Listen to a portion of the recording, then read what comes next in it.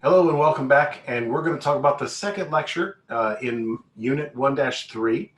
And in this one, we're going to talk about string formatting manipulation and some work with some different sequences. So as we, using the string formatting tools. So why don't we go ahead and get started right away. So string formatting and parsing, the string formatting is controlling the display of how strings appear on the screen. So if I have a string and it has an unknown length, let's say it's less than 20 characters, but we don't know if it's 1 character or 5 characters or 10. If we would like that to be, for example, centered within a 20 character window, then we would use string formatting to define a 20 character window and that this text gets centered inside it. And we can do that by building up a string formatting array and then entering in the values. So we'll see how to do that today. One of the first things to look at is just sort of why we bother with string formatting. For example, if you wanted a nice printed receipt from the coffee shop, right? Where the quantities are left aligned underneath the quantity column, the name of the thing you purchased, left aligned here, coffee, donuts, croissant, and then right aligned, you have the price for each one. So 2 coffees at $1.20 is $2.40. 3 donuts at 50 cents, $1.50. 1 croissant at 72 cents is 72 cents. You got a nice total. You've got a nice, clean, formatted output here. This is something that you're going to be practicing doing in labs and on the milestone 1, and in future assignments as well as on the exam. And we need to be able to control it, because if we can't control our output, what we might get is something that looks like this. 2 coffees at 1.2, not $1.20, but just 1.2 is 2 times that is 2.4. Kind of not really controlled, not really neat and tidy, and technically actually very difficult to read. And this happens if we can't actually control our spacing and our alignment of values, whether they're numeric or text values. But we can control them and get something more like our example here on the left using string formatting. So we'll talk about that. So string formatting, in string formatting, what we do is we build a string. You're effectively creating a formatted string where it's padding it for you and aligning things for you. And we start with what's called a template string, and I'll give you an example of that in a minute. That goes inside quotes. It is a string. And then dot format. Remember, in the previous lecture, I talked about methods. Whenever you have an object and a string is an object, then you may very well have some built-in methods like the uppercase, lowercase method, the capitalization method. In this case, it's the format method. It allows us to take a template string and then format it and insert values in there and control their alignment and their display. We can control the display of numbers by fixing the decimal places, for example, or if not decimal places, we can fix significant figures. I want to see 5 significant figures as opposed to I want to see 3 decimal places. So we can control that as well. Inside the template string are left and right curly braces. Those are, I like to think of them as slots. They're places where values get inserted, and those values go together to build the resulting string in the end. Each slot has a description that includes the format specifier that's telling Python how you want that value to appear, and also some special information telling Python where to get the data. For example, if I type the following code, and you can try this as well at the idle prompt, you'll get this output. So here I am at the idle prompt. In quotes, I'm going to build a format string. The total money is $. So it's going to literally print that. And then here's my curly braces, my right curly braces. And I'm going to go through it first, and then I'll explain how things work. 0:0.2f. This specialized code tells Python not only to grab this number 100 and insert it here, but also how it should be displayed. And when I press enter at the end of the line, I get the total money is $100 with 2 decimal places. There were no decimal places here, but everything from the $sign to the left is exactly the literal text that's here in my format string. And then the value, this 100.00, is controlled using this specifier. So you can look here, 0.2f, 2 fixed decimal places. That's what this means. And we'll see that there's a lot of options here. This 0 is referring to the index position of the value in the .format command. So the .format command over here only has one value. And remember, we talked about strings and lists and the index, right? So if I have a string and it's my name, Gary, G-A-R-Y, in that string, index 0 is G, index 1 is A, index 2 is R, index 3 is Y. So in this format command, there's only one value, and it's the first value, so it's index 0. This 0 tells Python to insert the first value here into this position. In this example, there's only one value. But if there were more, I could tell it where to put them all, and we'll look at that here in just a second. So it's template string dot format, and then the values that will be inserted into the template string. All right, we can also control, beyond specifying the index position here, this is index position from the format method, we can also control the width of the field. If I want the number to be displayed in a certain width field, it must be displayed in 10 characters, it must be displayed in 5.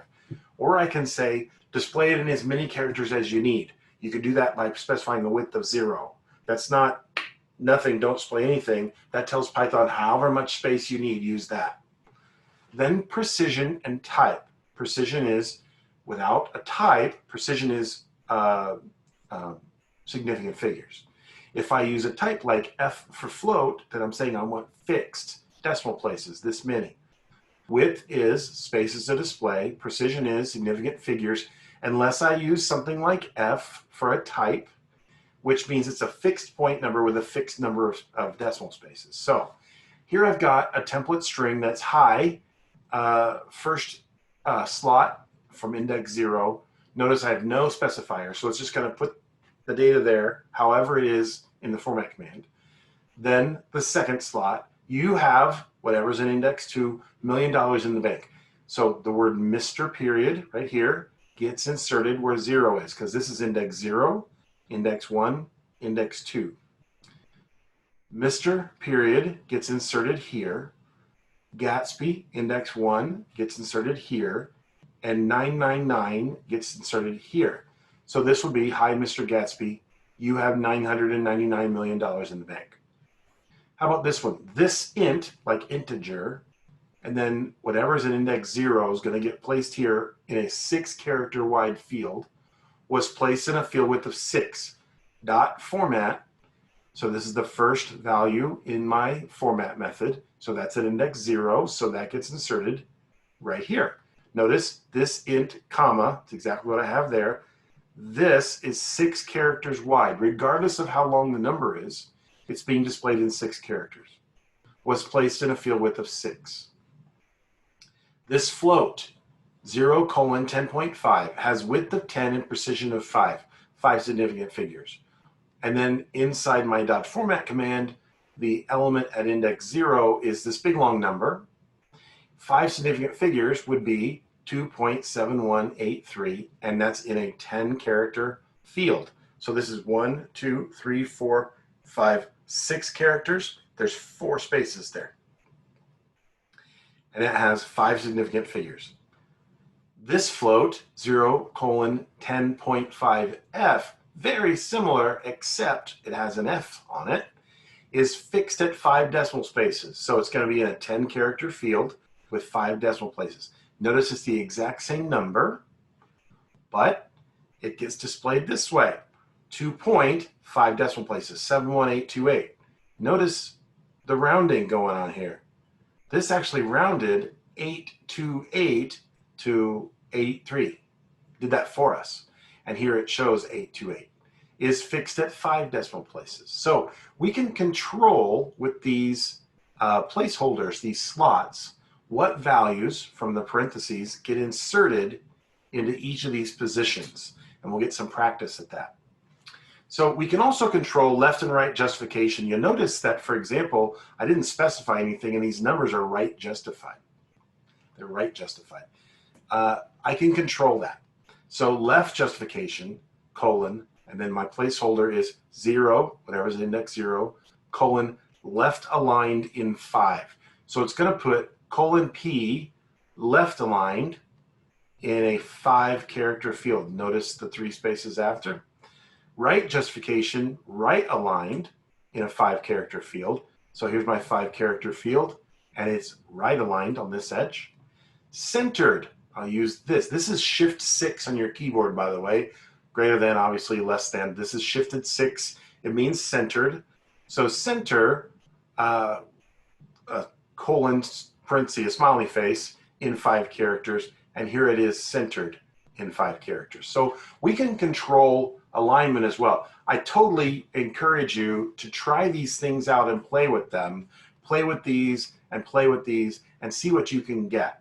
You also might add some additional values, like have another placeholder that's 1 colon something and add a comma and another value here in the parentheses so you can control that. So let's try a few of these. So here's the thing. I don't want you to type these into the idle shell. What I want to do is go through them and figure out, number 1, what's going to be the output, what's going to be the string that gets created, and number 2, was there an error? Like, is a string created at all, or is there a syntax or some kind of logical error? So let's look at the first one. The string is, in quotes, looks like 1, this is slot 1, and index 0 for breakfast. So what value goes here? Well, you're instinctively going to think, yeah, it's the first thing, but it's not. This is index 1, isn't it? Which of these two things is index 1? Spam, actually.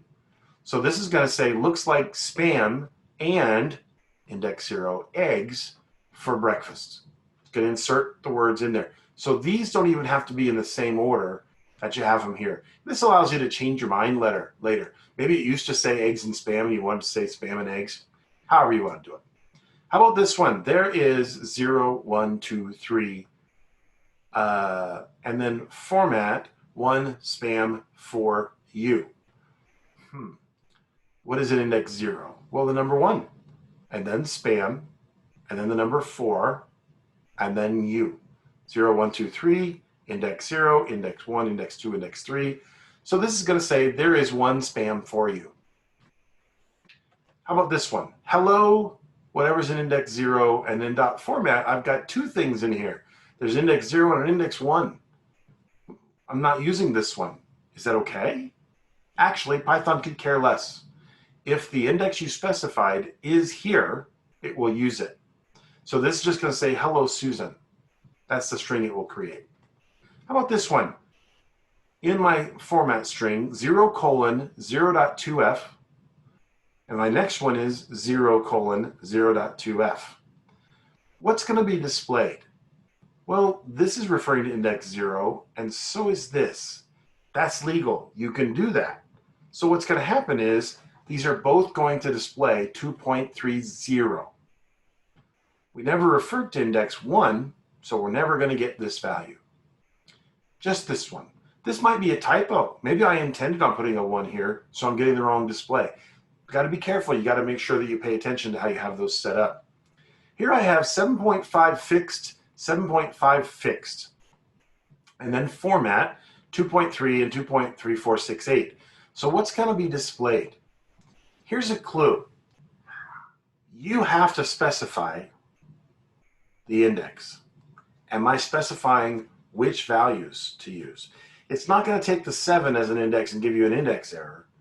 In fact, what's going to happen is it's going to say you never specified the index at all. It's not going to display anything. It's just going to, it's not going to create a string. It's going to give an error. Here's a tougher one. Time left, my first placeholder, my first slot, take whatever's in index 0, and then colon 02. What this means is if I don't have 2 characters, add a 0 on the front. I'm telling it to pad the leading part with zeros. Then display a colon, and then whatever's in index 1, 5 characters with 2 fixed decimal places, and if necessary, pad the front. So the clue is it's time left. If I have 1 minute, 37.37 seconds remaining, usually as a clock, that would say 01:37.37, right? That's what actually happens here. This 0 pads for the 1. When it gets inserted in here, it shows it as 01, then the colon, and then 5 characters.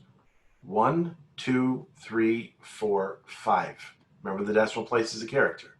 So it's going to say time left 01:37.37. That'll be what this output is. And then here I've got 1:3. So a field width of 3, take the item at index 1. But do I have an item at index 1? I don't actually. This is just index 0. So this one will give an error message because I specified a value at an index that does not exist here. So it's important to keep these concepts of indexes straight, because we're going to use those not just for the format method, but for a lot of things in the future as we work with strings and lists. And here's a good example of those. All right, let's talk about delimiters. Now, sometimes strings are made up of multiple different parts that are separated by a special character. A comma is a very common delimiter. Also maybe a colon or a dash. So in this case, I've got a string, which is namchin, comma, mo, comma, javad, comma, bo. These are 4 of my graduate TAs from many, many years ago. All right, so this is still one string, but in the string, I've used these delimiters to keep the names separate. Although Python still sees this as a single string. Something you're going to do in milestone 1 is you're going to build a string using commas like this, separating the different elements within the string. And then you need to be able to split it back up into separate elements again. And we do that using what's called a list. So if I take this definition of A, string A is this string, these characters, and I type A.split, and I tell it to split on commas, it's going to find every comma, and it's going to give me back a list, a sequence of strings. We talked about lists in the last lecture. It's going to give me back a list with these 4 strings as separate elements. The commas get removed. So I end up with this list: namchin in index 0, mo in index 1, javad in index 2, and bo in index 3. If you need to, rewind and go back over this part of the lecture, because this element right here is one of the keys to milestone 1 that you're writing for this semester, for your project. You need to be able to concatenate or build a string, and we talked about strings. Now you can add 2 strings together to make a new one earlier in unit 1-2. And here we're talking about, if I've combined them together with commas between the separate words, how I can split them on the commas. In the last lecture, I talked about having a string that had multiple words in it, like a sentence, and using split to split on the spaces. And that's what we would do here. We would have a space here, split on space. But in this case, I've got them together with commas. So when I split it, I get a list with 4 separate names. That's convenient because now I know I can assign that to a list variable and then use the indexes to pull out the separate strings from my list. So parsing means to analyze the smaller parts. In this case, I have divided up this string, or parsed it, into a list with 4 separate names. And then I can work with those smaller parts. Larger strings can be assembled together from small strings, and small strings can be separated out using slicing or split from a larger string. So for example, A equals nam, B equals chin, C equals those 2 added together. What is C? Well, namchin. I can add 2 strings together and I'll get a longer string. Here I've got A equals my long string with the commas between. B equals A dot split on commas.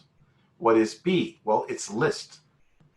C equals B index 2. Sorry.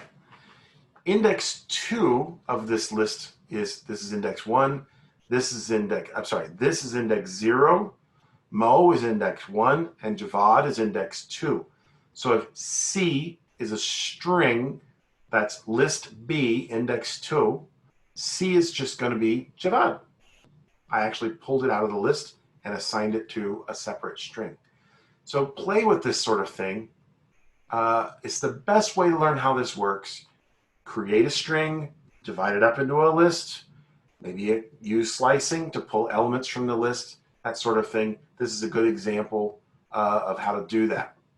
Sometimes, though, we don't have a delimiter to divide up a string. Sometimes a string is just a sequence of characters. Many times that's because the data in that string is a fixed width. For example, let's say I have a chain. I don't know, maybe it's like a DNA chain, and it's AA, BA, BB, AA, BA, BA. If I know for a fact that this chain is a sequence of 2 character combinations, then AA is the first 2 character combination, BA is the second, and following down the rest, BB, AA, BA, and BA. I've written a little sequence here where I start by defining an empty list called SEQ for sequence.